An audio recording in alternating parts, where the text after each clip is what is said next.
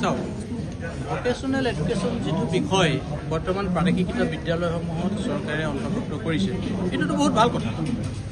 এইটো স্কিলফুল এটা ছাবজেক্ট। আমাৰ NEP আজি যিটো আলোচনা চক্ৰৰ বিষয় আছিলে ইমপ্লিমেণ্টেশ্যন অফ দ্য NEP 2020, এই NEP 2020 ইমপ্লিমেণ্টেশ্যন কৰিবলৈ হ'লে আমি কোনসকল শিক্ষকে গুৰুত্বপূৰ্ণ ভূমিকা ল'ব লাগিব? ভকেশ্যনেল শিক্ষকসকলে প্ৰথম গুৰুত্বপূৰ্ণ ভূমিকাটো ল'ব লাগিব। NEP ইমপ্লিমেণ্টেশ্যনৰ ক্ষেত্ৰত ভকেশ্যনেল শিক্ষক আৰু ICT শিক্ষক এই শিক্ষকসকলক বাদ দি আমি স্নাতক শিক্ষকসকলে ভকেশ্যনেল NEP 2020 ইমপ্লিমেণ্টেশ্যনৰ ক্ষেত্ৰত কিন্তু অসুবিধা আছে, কাৰণ তেওঁলোক কাৰিকৰী ভাৱে পৰিণত। এই কাৰিকৰী শিক্ষকসকলক এই গুৰু দায়িত্বটো দিছে, এইটো ঠিকেই আছে।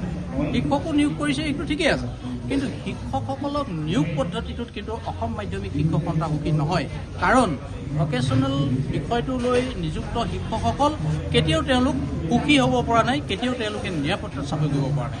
আমি যেতিয়া ছাত্ৰ ছাত্ৰীসকলক এটা ভাল উদ্দেশ্য, ভাল আঁচনি এখন ভাল উদ্দেশ্যে যেতিয়া আমি সফলতা লাভ কৰিবলৈ হ'লে বা প্ৰয়োগ কৰিবলৈ যাম, তেতিয়াহ'লে সেই আঁচনিখন ৰূপায়ণ কৰোঁতে যিসকল শিক্ষকৰ দায়িত্ব থাকিব, এইসকল শিক্ষকৰ নিৰাপত্তা ব্যৱস্থাটো, এইসকল শিক্ষকৰ চাকৰিৰ মৰ্যাদা বিষয়টো কিন্তু চৰকাৰে চিন্তা কৰিব।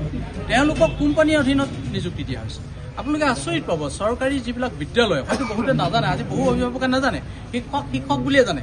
ভকেশ্যনেল শিক্ষক আৰু ICT শিক্ষক এওঁলোকক নিয়োগ পদ্ধতিটো একেবাৰে ভাল নহয়। ভকেশ্যনেল শিক্ষকসকলক চৰকাৰী বিদ্যালয়ত কোম্পানীৰ অধীনত নিযুক্তি দিয়া হৈছে, অৰ্থাৎ DSC অধীনত নিযুক্তি দিয়া হোৱা নাই, ডাইৰেক্টৰ অফ ছেকেণ্ডেৰী এডুকেশ্যনৰ অধীনত নিযুক্তি দিয়া হোৱা নাই। DSC অধীনত পৰিচালিত বিদ্যালয়সমূহত কোম্পানীৰ অধীনত ভকেশ্যনেল শিক্ষকক নিয়োগ কৰাটো অতি গৰ্হিত কাম। তেওঁলোকক এটা ফিক্স পে, সামান্য এটা ফিক্স পে দিয়া হৈছে, কাৰোবাক 20,000, কাৰোবাক 22,000, কাৰোবাক 25,000 দি পেলাই তেওঁলোকক বেতন দিয়া হৈছে আৰু কাম কৰিবলৈ বাধ্য কৰা হৈছে। আজি নিবনুৱাৰ ভয়াৱহতাটো আপোনালোকে জানে।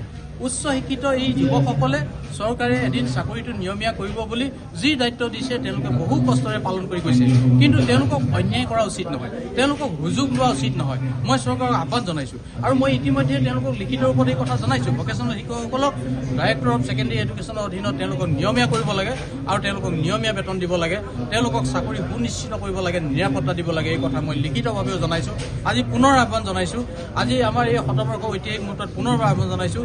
আমাৰ শিক্ষকসকল অসমৰে সন্তান, এইসকল শিক্ষকক কিন্তু এটা ভয় ভীত খুৱাই নিৰাপত্তাহীনতিৰ মাজত চাকৰি কোনো ছিকিউৰিটি নোহোৱাকৈ মৰ্যাদা হানিকৰভাৱে তেওঁলোকক কাম কৰিবলৈ দিয়া উচিত নহয়।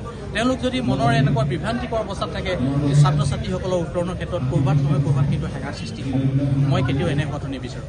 ঠিক তেনেদৰে ICT শিক্ষকসকল বহুত গুৰুত্বপূৰ্ণ, আমাৰ শিক্ষা ব্যৱস্থাৰ এটা গুৰুত্বপূৰ্ণ অংশ। এইসকল শিক্ষক কিন্তু DSC অধীনতে নিযুক্তি দিয়া হৈছে যদিও তেওঁলোকক 20,000 টকা ফিক্স পে দিয়া হৈছে। আজিৰ তাৰিখত তেওঁলোকক DSC অধীনত আকৌ 20,000 টকা প্ৰভিঞ্চিয়েল স্কুলত ফিক্স পে দিয়াটো জানো অন্যায় হোৱা নাই? মই নাভাবোঁ এইসকল শিক্ষকো কেতিয়াও এই ধৰণে এটা ফিক্স পে লৈ ছাত্ৰ ছাত্ৰীৰ উত্তৰণত এটা গুৰুত্বপূৰ্ণ ভূমিকা পালন কৰিবৰ কাৰণে আচলতে তেওঁলোক সুস্থ মানসিকতাৰে কাম কৰিবলৈ অসুবিধা হয়, কাৰণ তেওঁলোকে সদায় চাকৰিটো কেতিয়া ৰেগুলাৰ হ'ব, চাকৰিটো ৰেগুলাৰ কাৰণে বা নিয়মীয়াকৰণৰ কাৰণে ডাইৰেক্টৰ অফিচত, ছেক্ৰেটেৰিয়েট অফিচত, মন্ত্ৰী মহোদয়ৰ ওচৰলৈ তাঁত বাতি কৰি থকা তেওঁলোকৰ এটা চিন্তা থাকে।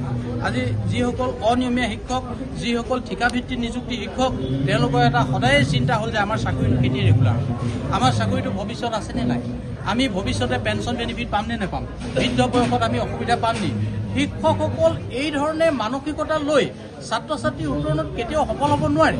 সেইকাৰণে মই চৰকাৰৰ ওচৰত আহ্বান জনাওঁ, শিক্ষা বিভাগত আচলতে শিক্ষকসকলক বহুধা বিভক্ত কৰা উচিত। বিশেষকৈ এডুকেশ্যন ডিপাৰ্টমেণ্ট, মেডিকেল ডিপাৰ্টমেণ্ট, এইবিলাক কেতিয়াও ক্ষমা কৰিব যোগ্য নহয়।